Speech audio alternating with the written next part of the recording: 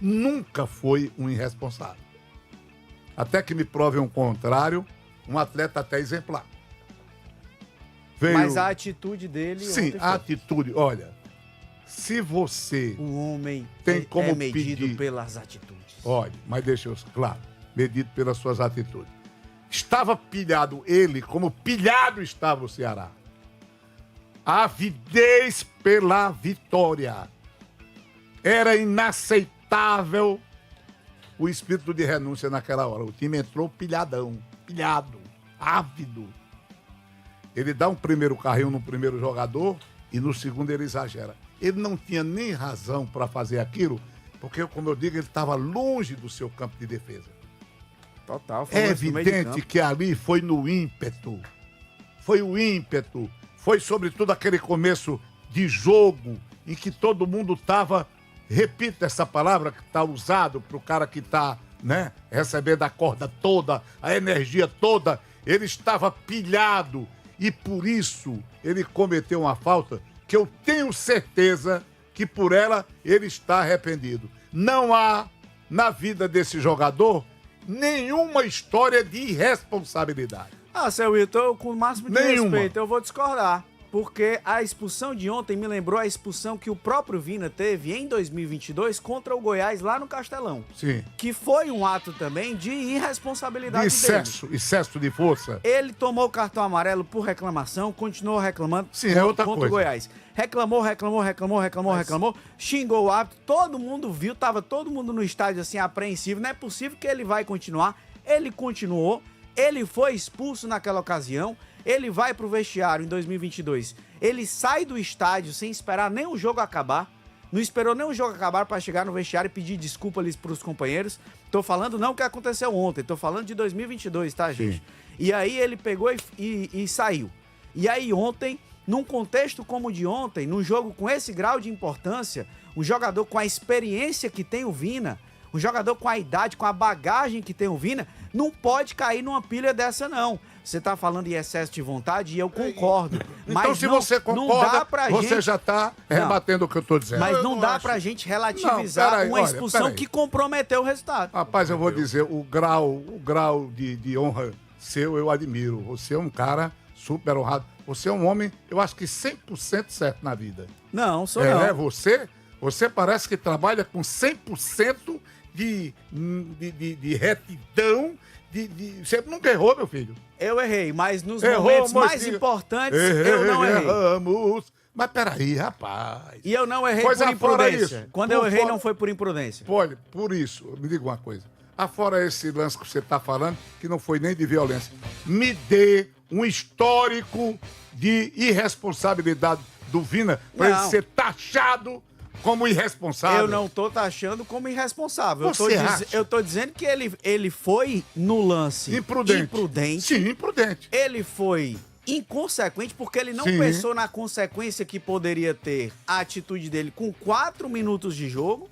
E que comprometeu o time. Comprometeu o time totalmente. Agora quer dizer, então, que ninguém pode aqui avaliar negativamente o comportamento do Vina, porque isso significa ser um paladino da moral. É isso? Não é isso. Não é isso. Porque você tá dizendo, tá querendo ironizar como se eu não quero ironizar, errado. Não. Eu tô só dizendo que você acusar prontamente o cara de irresponsável quando o seu histórico... Foi uma atitude irresponsável. Peraí, rapaz. Isso não significa, se você erra uma vez na vida, então você é um irresponsável. Eu tô dizendo que não foi a primeira. Não, peraí. Você tá falando de uma expulsão por reclamação de arbitragem. Você não tá falando de uma entrada violenta com 5 minutos de jogo. E quanto tempo ele passou? Você quer o quê? É aquela história, né? Você quer apenas, esculhambar o que o cara foi e sussurrar os feitos dele? Peraí, vamos aqui. Eu tô dizendo que o jogador, ele não é um irresponsável. Não tem sido um irresponsável. A sua imagem é a melhor possível. Por onde ele andou, ele não fez isso. Ele foi de uma infelicidade total e absoluta. Ele foi imprudente, ele foi exagerado, eu concordo. Agora, dizer que o cara é um irresponsável... A palavra é muito forte. A palavra é muito pesada. Entendeu? Você tá falando de um cara que quando o Ceará perdeu no mesmo 2022, o Ceará perdeu pro Bragantino no Castelão, depois ele tava na farra. no jogo lá no Castelão. Então você vai vascular. Peraí. Você tá falando do histórico do jogador, eu tô falando do histórico do jogador. Não, o presidente do Ceará naquela ocasião teve que vir a público pra falar que os jogadores que estavam lá com ele iam ser multados. Não, olha, eu vou dizer uma coisa pra você. Lá vem eu tô essa dando questão. fatos. Não, fatos. Uma questão moral, porque tava numa farra, porque o jogador fez isso e aquilo. Aí também, peraí. Aí também, pra esse tipo de escavação, não escapa ninguém. Agora pronto, você tá falando de histórico, eu tô falando de histórico. Desse jeito, no seu escrutínio, nós temos todos que ser santos. Tô falando de histórico. Você é um santo. Não. Olha, você é um São Francisco. Tu é doido, é? Com as sandálias da humildade. Você não erra. Você só falta um passarinho em cada ombro. É o que eu tenho que dizer. Eu erro, mas amigo. não por irresponsabilidade nem imprudência. eu Breno acho o Rebouças. seguinte, Tá bom. cara, a minha questão, e eu acho que é uma coisa diferente você dizer que o jogador é irresponsável, é que ele tomou uma atitude irresponsável naquele momento. São coisas diferentes. E um cara como o Vina, experiente, como destacou o André, um cara que é inclusive dentro do Ceará tido como uma referência, não só pelo grupo de jogadores, mas pelo torcedor. O torcedor espera muito do Vina. Aquele carrinho que ele dá é num local do campo que você tá arriscando muito pra nada. Perto da linha lateral, perto do meio campo. Você arriscar um carrinho ali daquela forma, com a sola do pé, com a sola do pé. Eu falei que ele tava na cima, baixa da égua, você não ouviu, não? É irresponsável. É você não Não, medir. irresponsável. É você não Você medir. ia chamar de irresponsável Não, e parou. a atitude foi irresponsável. Não, mas foi é você não imprudente. medir consequências, Foi WB. imprudente. É claro que foi imprudente. Olha, vocês são de É uma claro. pureza. WB, entenda Olha, uma coisa. que orgulho eu WB. tenho de participar desse programa. WB, entenda uma Estou coisa. diante de dois homens A puros, única pessoa- de dois homens que não A única pecam. pessoa, só um detalhe, Pelo a única amor de pessoa Deus, que rapaz. colocou a palavra Já irresponsável chega. para um jogador foi você. Foi. Chega o A gente quê, tá rapaz? falando que Se o meta, lance, não. a atitude, a decisão de fazer aquele carrinho daquela forma, naquele lugar do campo, no começo da partida, foi sem pensar. Quando você não pensa, muitas vezes você comete uma atitude que não é que é irresponsável. E aí você acabou comprometendo a partida. Não é por isso que você vai ter que pregar ele numa cruz, claro que não. Mas a gente não pode mas depois tão pregando. a gente não pode aqui Você tampar acha o sol pouco? com a peneira de achar que essa atitude dele que levou à expulsão não contribuiu em nada, que foi uma coisa simples. Não foi. Comprometeu o jogo todo. A gente viu o jogador terminando extenuado, o Galeano, por exemplo, caindo Não, extenuado no verdade. campo, porque você tem que correr duas vezes. Você tá com um jogador a menos. Eu estou só dizendo o seguinte: eu acho que essa espinafração não se critica, se massacra. Muita gente só se sente satisfeita com isso. Não estou dizendo que não. Quando eu falei aqui que a desgraça estava a caminho, pois a desgraça foi o gesto imprudente dele, cujo gesto liquidou o time do Ceará. Essa é que é a grande verdade. Mas há um outro lado da questão. Eu gostaria que você me dissesse por que o Ceará é tão pródigo em fazer a festa, encher o estádio, chamar sua torcida e decepcionar. Não é a primeira vez. Não é a primeira Em vez. termos de resultado. O Ceará tem 6 derrotas em casa no campeonato, Com a casa cheia. com a casa e com uma expectativa. Uma expectativa. Foi assim contra o Atlético Mineiro, contra o Corinthians, contra o Mirassol, contra o Juventude, contra o Botafogo e ontem contra o Internacional. 18 pontos, o Ceará perdeu 18 pontos em casa, minha gente. É muito ponto. É muito ponto. Então a gente tá falando de um Ceará que tem esse problema, que não é só de ontem, porque ontem foi a 6ª derrota, como a gente tá falando, mas que no jogo de ontem teve. É impossível contar a história do jogo de ontem sem passar por esse lance. É verdade. É verdade. Marcou o time do Ceará, prejudicou o time do Ceará, fez com que o sacrifício dos que ficaram em campo fosse enorme. Olha o que esse Galeano correu quando ele saiu exausto. Eu fiquei olhando, que coisa. Ele não conseguia mais respirar, não tinha condição de dar mais nenhuma carreira. Esse jogador Fabiano Souza, lateral direito, da mesma forma. Houve momentos em que o time do Ceará, até com 10 jogadores, ele chegou até a propor o jogo, a enfiar-se no meio do time adversário. Foi admirável essa parte. O futebol, mesmo nessas desgraças, né, como o pessoal está chamando esse jogo e o resultado, ele é incrível. O Ceará, o futebol, ele é incrível. Eu não me canso de observar esse lado que diz respeito à condição humana. Impressionante. O esforço do time, o sacrifício, né, que afinal de contas não foi recompensado, o erro do jogador, a imprudência do jogador, entendeu? Isso aí é inegável. Mas olhem o que aconteceu. É muito bonito, muitas vezes, você poetizar e dizer que no futebol você sai do inferno para o céu. E o futebol é assim. No mesmo jogo, Olha que esporte invocado. Que modalidade maravilhosa. Que mistura drama, arte, baile, combate, remexe, sabe, nas dimensões humanas. Que coisa espetacular é o futebol. Você, afinal de contas, pode não ter gostado do resultado, mas você não pode deixar de extrair do jogo algumas coisas que o futebol demonstra a sua força, a sua magia. Você vai do inferno ao céu dentro de um mesmo jogo.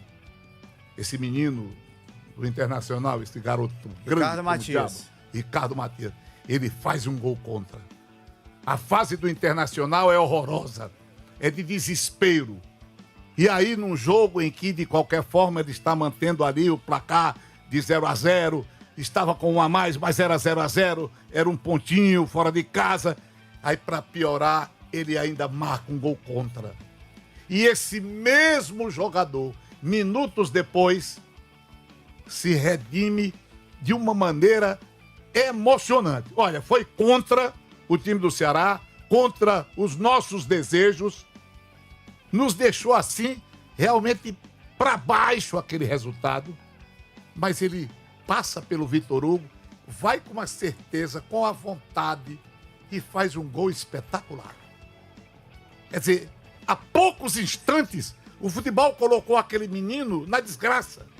Imaginem a pressão em cima dele do Internacional na volta, depois daquele gol contra, que impediu uma vitória do Internacional. E ele vai lá e ganha o jogo. Cai no choro. E que choro, né?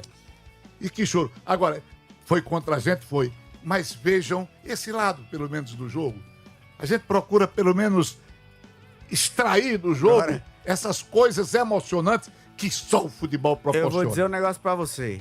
Com o máximo de respeito à grandeza do Inter, que é um gigante, campeão mundial, campeão de Libertadores, campeão brasileiro. O time ruim. Concordo. O time é ruim. E a sensação que eu tenho... É claro que o Si, Breno, não entra em campo. O Si não existe. Mas a sensação que eu tive ontem no estádio, ela foi muito clara. De que estando no 11 contra 11, estando em condições normais de temperatura e pressão, o Ceará vencia o jogo. O Inter é ruim sem defeito. É o tipo do ruim sem defeito. Eu concordo plenamente. É aquilo que eu tenho dito todo dia aqui. As grandes forças do futebol brasileiro quebrando a bola. E o torcedor parece evoluir porque está se habituando a essa ruindade do Vasco, do São Paulo, do Inter, do Grêmio e de tantos times mais. São forças do futebol brasileiro que estão se desmilinguindo. A palavra agora é do nosso prezado Breno. Não, é isso. Eu acho que o Ceará, na condição de igualdade numérica em campo, teria feito uma outra partida.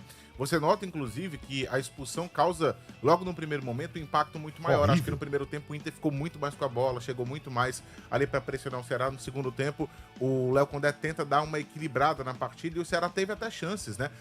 O lance do Pedro Henrique, por exemplo, eu tava ouvindo a Verdinha, assistindo o jogo e ouvindo a Verdinha, e eu concordo 100% com o que o André falou ontem no rádio. O Pedro Henrique poderia ter criado naquele lance uma igualdade numérica se ele força a expulsão, porque só tinha ele e o goleiro. Uma mala, 10 centavos de malandragem. E eu sei, gente, que dentro do campo você tem assim milésimos de segundos para decidir o que vai fazer. Mas assim, faltou um pouquinho de malandragem ali para tentar, já naquele primeiro momento, conseguir ali forçar uma expulsão do goleiro para que você equilibrasse as coisas. Porque aí você podia jogar de igual para igual sem ter que correr o dobro. Não só o Galeano, vários outros jogadores a gente via em campo que estavam no limite do cansaço físico, porque tinham que se desdobrar por estar com um homem a menos. Ainda assim, a gente viu que o Ceará e Inter tiveram oportunidades ali alternadas, o Bruno Ferreira até fez algumas defesas importantes, mas o que pesa mais é o fato de você sair mais uma vez de um jogo dentro de casa, com o torcedor presente em bom número na arquibancada, com as mãos abanando, sem nenhum ponto, ficando com os 42 pontos, que a cada rodada, dependendo do que vai acontecendo nos outros jogos, esses 42 que pareciam muito firmes, podem não parecer mais. Hoje a gente estava já observando ali, fazendo cálculos, e 42 que a gente tinha uma segurança muito maior de que já garantia uma permanência na Série A, hoje o torcedor já fica mais em dúvida. Apesar de que eu acho que o Ceará ainda com esses 42, ele cai. Ficará na Série A. Eu tenho essa impressão. O Ceará ainda vai pontuar. Mas, com 4 jogos ainda, com 4 rodadas para acontecer, é natural que volte um ponto de interrogação na cabeça do torcedor. Será, WB, se a gente for pegar todo o recorte dos jogos em casa do Ceará nessa Série A, o Ceará era só o 15º melhor mandante. É muito pouco. É muito pouco para uma equipe que acabou de voltar, que tem um dos menores orçamentos. Você tem que fazer de casa, do seu mando de campo, algo realmente muito complicado para o adversário, porque é ali que você vai conquistar a maioria dos seus pontos. E o Ceará deixou muita coisa escapar no Castelão.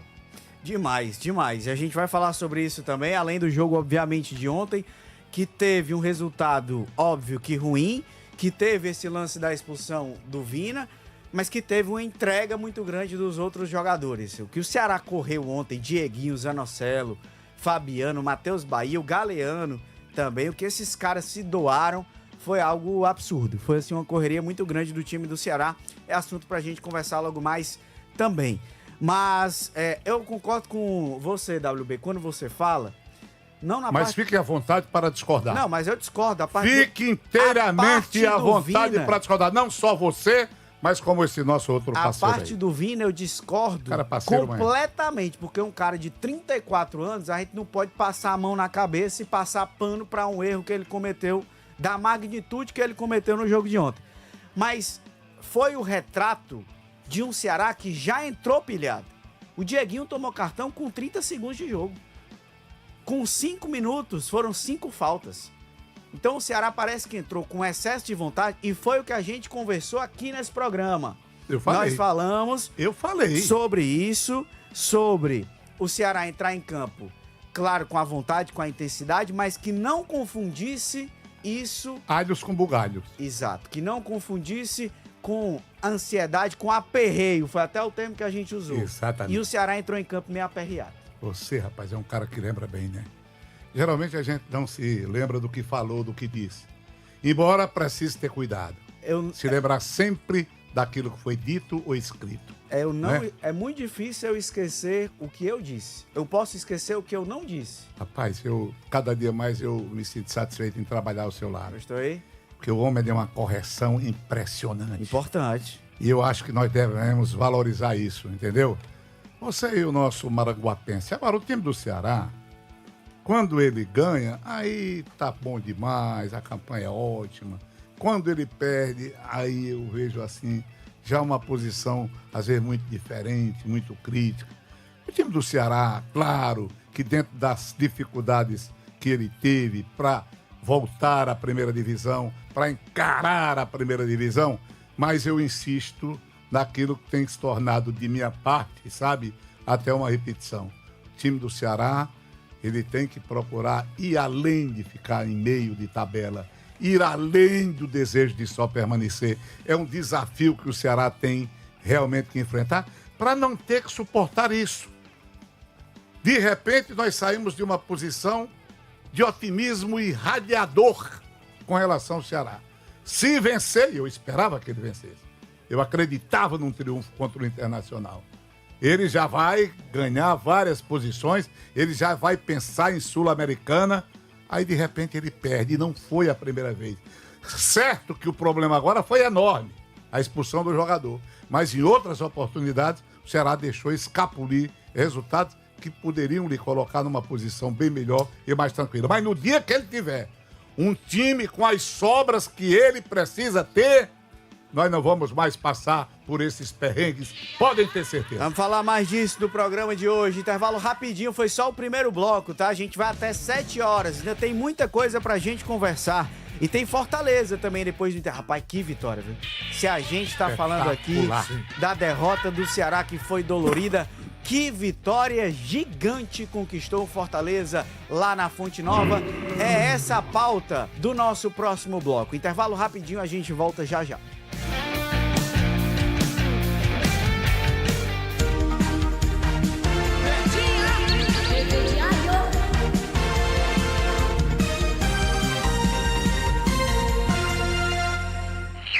Jogada. Decretado o menor preço na Casas Alves. Piso tipo A, R$ 22,90. Compre o porcelanato, ganhe a argamassa. Telha, R$ 19,49. Casas Alves, Calcaia, Mr. Hall e Centro. Está pensando em construir ou reformar? Produtos Rejunta Mix. 100% qualidade. É da nossa terra, é da nossa gente. O empreendedor Água de Coco é dono de uma calma invejável. Onde os outros veem caos, o empreendedor Água de Coco vê solução. Onde os outros veem desespero, terror e pânico, ele vê o crédito MPE do Banco do Nordeste. Se é bom pra MPE, é BNB. As menores taxas e os melhores prazos. Banco do Nordeste, Governo do Brasil. Forrozão da Verdinha, todo domingo, das 4 às 6 da manhã, com Silvino Neves. Oi pessoal, eu sou o Alânio Pereira, passando aqui para fazer aquele convite. De segunda a sexta-feira, a partir das 7 horas da noite, a gente se encontra no nosso Verdinha Notícias, um resumo dos principais acontecimentos para você terminar o seu dia muito bem informado. Eu, com especialistas, vamos debater aqueles assuntos que mexem diretamente com a sua realidade. Então não vai perder, de segunda a sexta-feira, a gente se encontra a partir das 7 horas da noite no nosso Verdinha Notícias. Clube do Brega, o romantismo, a irreverência de quem ama e vive o jeito brega de ser. Eu não sou brinquedo, não. Eu quis fugir dessa paixão, desse encanto. Eu não sou cachorro, não. Clube do Brega, de segunda a sábado, às 10 da noite. Verdinha, jornalismo que fala a nossa língua.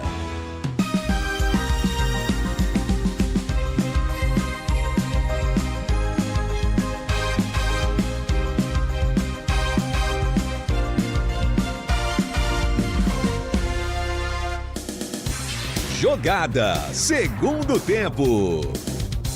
André Almeida. Obrigado, Golden Boy. 5h35, estamos de volta com Jogada Segundo Tempo. Quem é que tá aqui com a gente hoje, hein, padre? É o Pequeno Pássaro. É o nosso Pequeno Pássaro que tá aqui. Aí. Voltando aqui às origens. Esse programa aqui é um negócio muito sério. O negócio dele é que é muito barulhento, WB. É, um barulho ensurdecedor. Ensurdecedor. É uma zoada grande. Ei, agora deixa eu falar pra tu, viu, Pequeno Pássaro? E você também que tá pensando em comprar seu carro? Chegou a hora, meu amigo. A novidade que a Carmais Seminovos preparou